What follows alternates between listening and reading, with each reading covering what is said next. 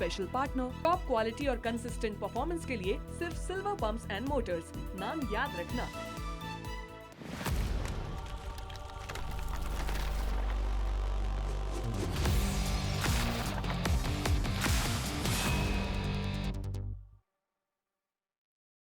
और चलिए ब्रेक के बाद एक बार फिर से स्वागत है आप सभी का। उदयपुर में इस वक्त हम मौजूद हैं। बहस बीच बाजार में जारी है। शिक्षा, चिकित्सा सहित तमाम मुद्दे हैं जिन पर बात करेंगे। ब्रेक पर जाने से पहले हमने शिक्षा पर बात करी थी। शिक्षा को लेकर क्या कुछ माकूल प्रबंध है, क्योंकि देखिए आसपास के जो तमाम जिले हैं, चाहे डूंगरपुर बांसवाड़ा की बात करी जाए या प्रतापगढ़ की, चित्तौड़गढ़ की बात करी जाए, स्टूडेंट्स यहाँ पर आते हैं, उनके लिए क्या कुछ सुविधाएं? यहाँ पर स्टूडेंट्स के लिए जैसे उनके आवास की व्यवस्था होनी चाहिए, हॉस्टल्स की है। तो भारतीय जनता पार्टी के बोर्ड के अंदर अभी भी हमने कुछ हमारे सामुदायिक केंद्र हैं, कुछ प्रताप नगर में जो स्थान है उनके लिए मुहैया कराए हैं।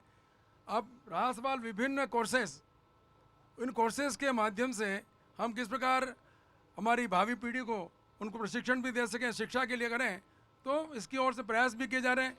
एम्स आपने देखा होगा अपने यहाँ पर IIM जो है वह भी वास्तव में नरेंद्र मोदी जी के इस प्रयासों से यहाँ पर हुआ है। तो मेरा मानना है शिक्षा के क्षेत्र में भी बहुत कुछ करने की आवश्यकता है। और आपने देखा वर्ष पर्यंत हमारी जो झीलें हैं, अब गर्मी के समय में भी देवास से जो पानी आता है वो हमारी इन झीलों में आता है। तो पर्यटक भी यहाँ पर प्रसन्नता का अनुभव करते हैं। जो यहाँ पर पर्यटक आते हैं उनको भी लगता है वास्तव में दुनिया का सबसे सुंदरतम शहर उदयपुर है। झीलें इसकी पहचान है, झीलों के लिए काम किया।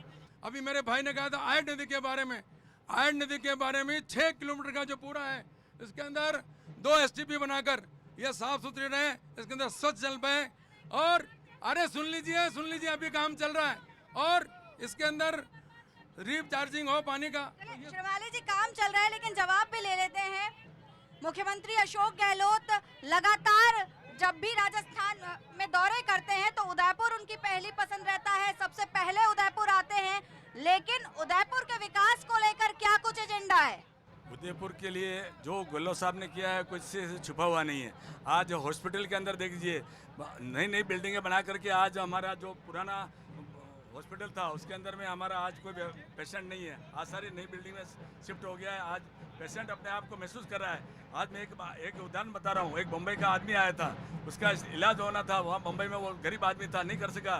तो चिरंजीवी के अंदर में, चिरंजीवी जो हमारी योजना है उसके अंदर से उसका यहाँ नामांकन करवा करके उसका सर्टिफिकेट बनवाया और यहाँ 25 लाख का उसका बीमा। मैं ये जानना चाह रही हूँ कि मुख्यमंत्री जो है कई बार उदयपुर का दौरा कर चुके हैं, लगभग 7 से 8 बार दौरे कर चुके हैं। ऐसे में विजन क्या कुछ है उनका उदयपुर को लेके? बेमतलब तो दौरा करेंगे नहीं।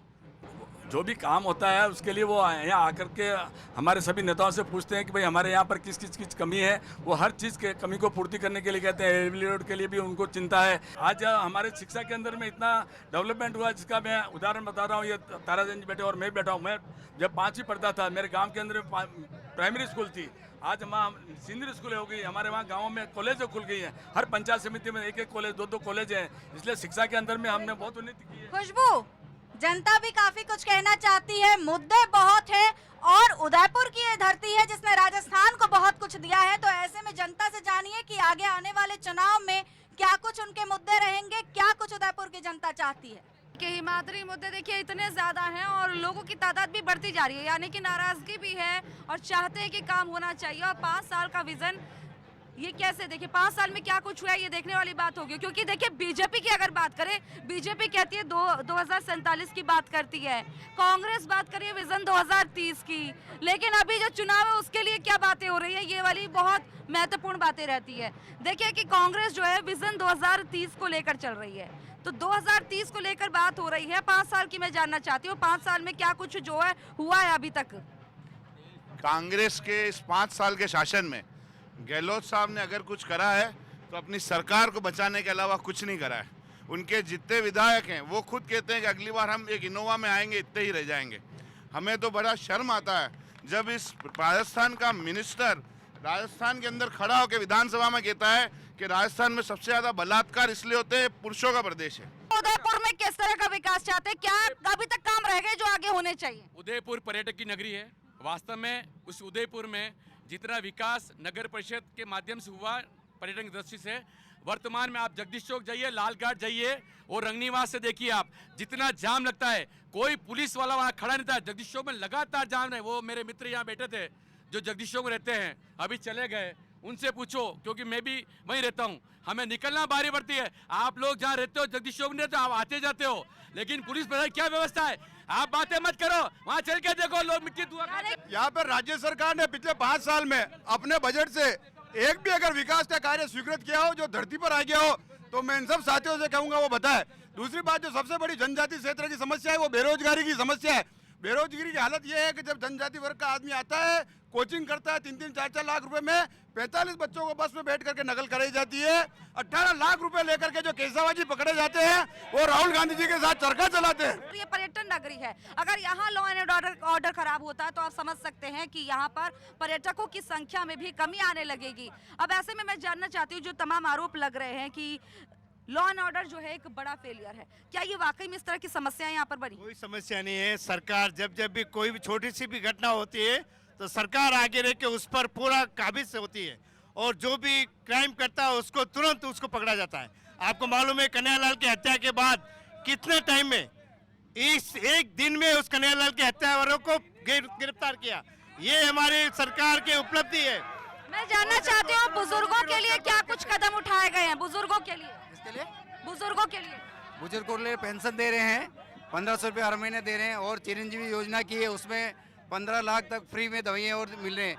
बुजुर्गों के घुटनों की दवाई है, ये सभी मुख्यमंत्री के हमारे गहलोत साहब की देन है। और गहलोत साहब ने गैस के चूल्हे भी कम रेट किए है और बेरोजगारों के लिए भी भत्ते चालू किए हैं।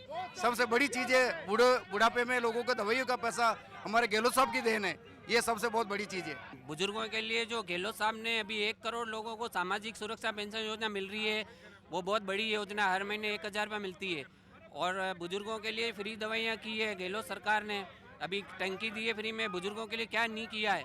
अभी 30,000 लोगों को यहाँ पे सफाई कर्मचारियों की भर्ती जारी की, तो बुजुर्गों यानी कि कुल मिलाकर आप कह रहे हैं कि बुजुर्गों के लिए कदम उठाए जा रहे हैं। मैडम, ये अगर बार बार रेवड़ी के लिए बोलते हैं और जुमलेबाजी की बात करते हैं, कल की बात है, ये देख लीजिए लाइट का बिल आया हुआ है, ये 1700 रुपये का मेरा बिल आया हुआ, 1700 रुपये की छूट मिली हुई है, और ये छूट इन लोगों को भी मिल रही है, पर ये इस चीज़ को समझ नहीं पा रहे हैं।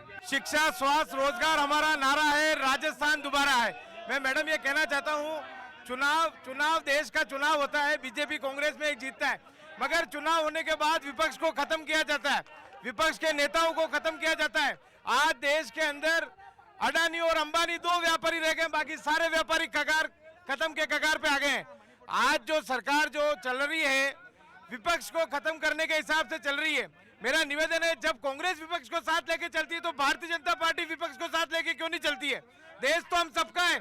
कांग्रेस जब सरकार में होती है तो विपक्ष को साथ लेके चलती है, छापे नहीं बढ़ाती है, मगर जब सरकार के अंदर, जब सरकार में बीजेपी आती है, कांग्रेस को खत्म किया जाता है, कांग्रेस के नेताओं को खत्म किया जाता है। कि आप कह रहे हैं कि छोटे व्यापारियों को जो है सुविधा मिलनी चाहिए। मैं भारतीय जनता पार्टी के जो प्रत्याशी है शहर के, ताराचंद जी जैन, उन्होंने जो बात कही उस बात को आगे बढ़ा रहा हूँ।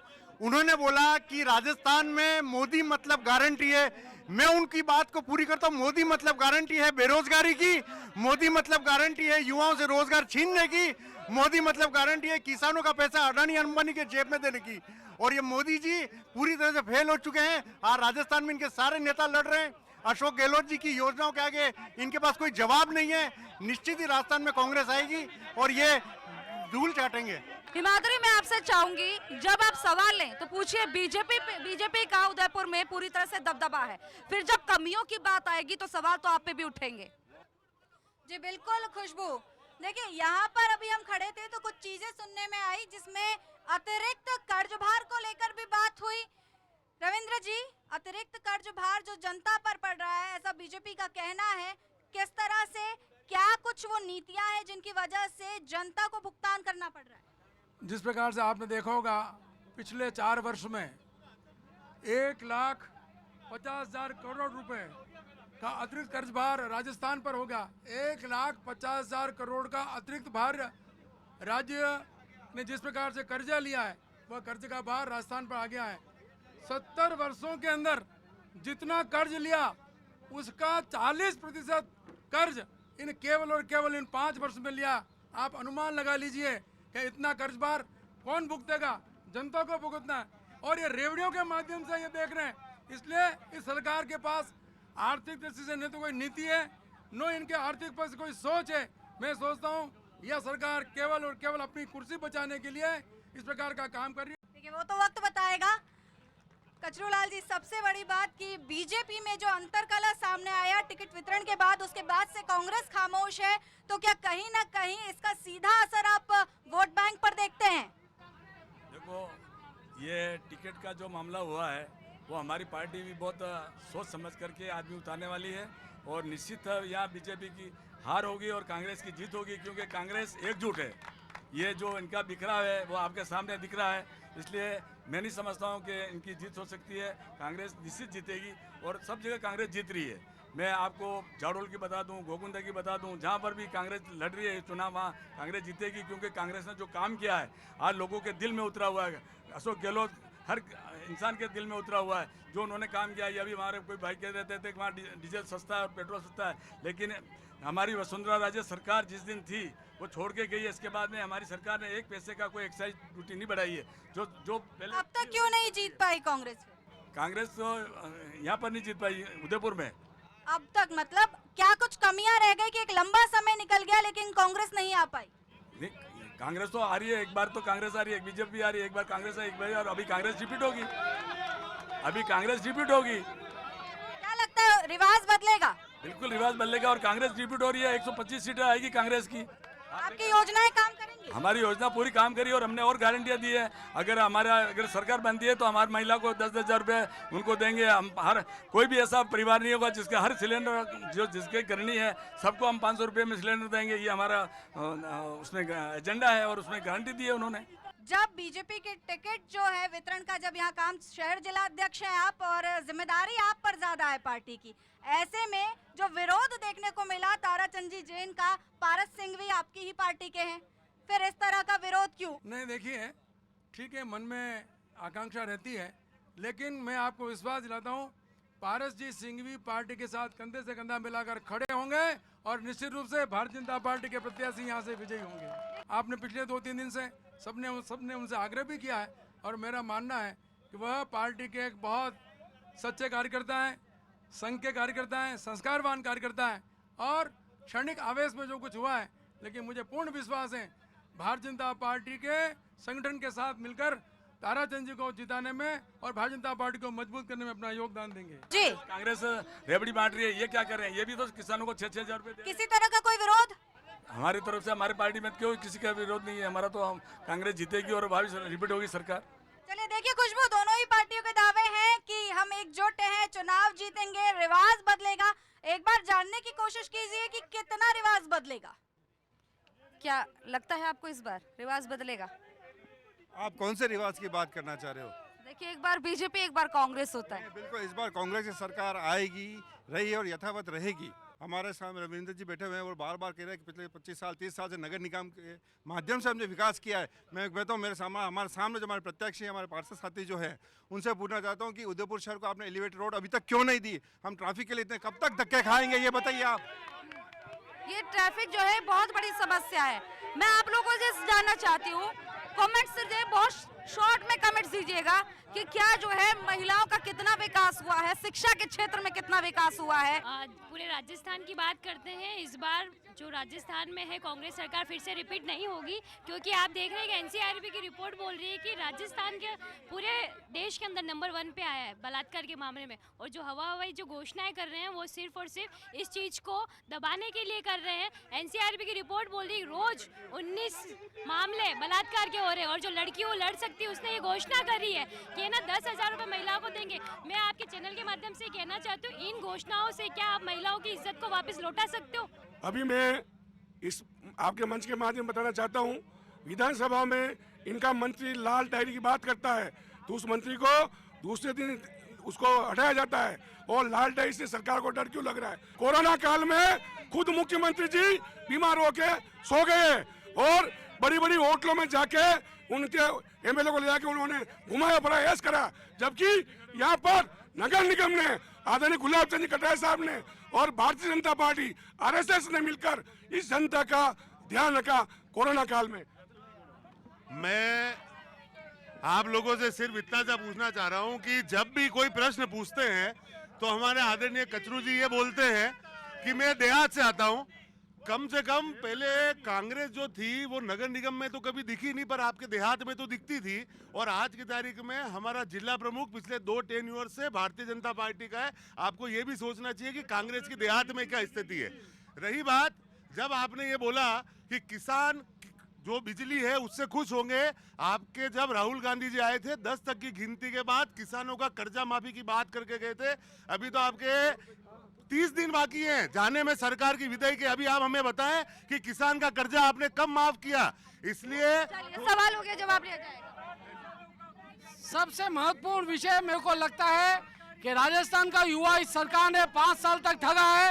राजस्थान की 17 भर्ती परीक्षाओं के पेपर जब लीक होते हैं, राजस्थान का लगभग 70 लाख युवा के जो दिल पे जो गुजरती है, राजस्थान का युवा ठगा हुआ महसूस करता है। वो जो बेरोजगार जो दिन रात मेहनत करके, जिसने अपने माँ बाप के सपनों को साकार करने के लिए दिन रात तक मेहनत की, जिसने अपना घर बार बेच दिया, जिसने अपने खेत खलिहान को गिरवी रख दिया, और जब वो अपने एक परीक्षा सेंटर से बाहर आता है तब उसको पता पड़ता है कि मेरी परीक्षा का पेपर आउट हो गया।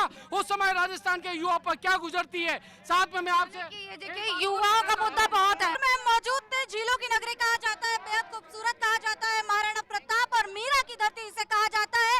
लेकिन यहाँ जिस तरह की बहस देखने को मिली, शायद ही राजस्थान के किसी जिले में देखने को मिले, क्योंकि महिलाओं की बात करने वाला जिला महिलाओं के प्रति कितना संवेदनशील है ये दिखाई दिया। और आगे आने वाले चुनावों में जो है जनता इस बात का जवाब देगी। और चले इसी के साथ बहस बीच बाजार में फिलहाल के लिए इतना ही। बने रहिए जी राजस्थान के साथ। नमस्कार।